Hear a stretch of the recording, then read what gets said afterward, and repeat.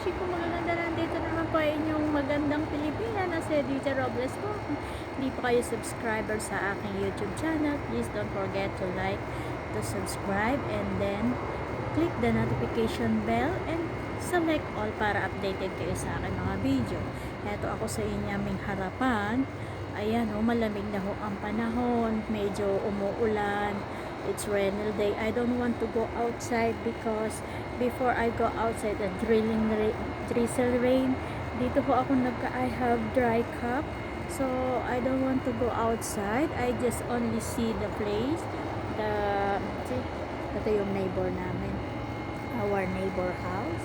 And then maybe they have some visitors. And then, see? Wala ho kasing lights dito sa labas kasi sira yung aming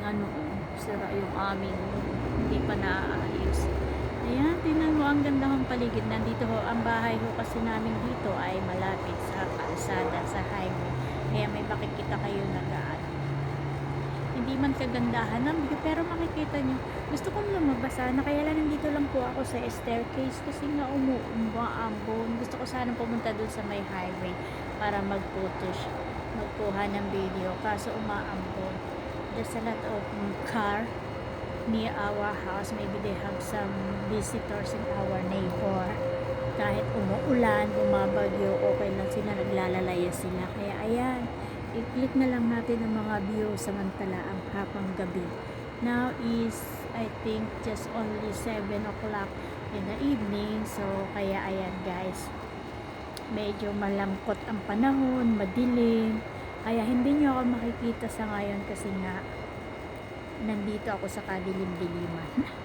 Papasok ako sa bahay para makita nyo ang aking mukha. Don't ko idadiretso yung aking pagbablog. So, guys, kung hindi po kayo updated, don't forget to subscribe. Click na naman para naman updated kayo. And also, thank you for subscriber na.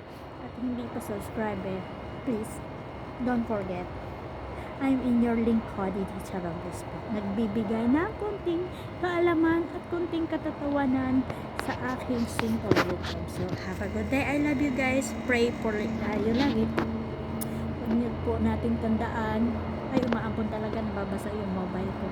Huwag po nating tandaan, makalimot magpasalamat sa ating poong may kapal sa bawat galaw ng ating buhay, paggising natin at pagmulat at pagtulog natin sa gabi. Heto, kung hindi sa kanya, wala po tayo ulat dito sa mundo. Sana maging maayos po ang lahat para sa ating lahat. I love you guys at mga anak ko at mga pamilya ko sa Pinas. Have a good night. Have a good day. Have a nice day. I love you guys.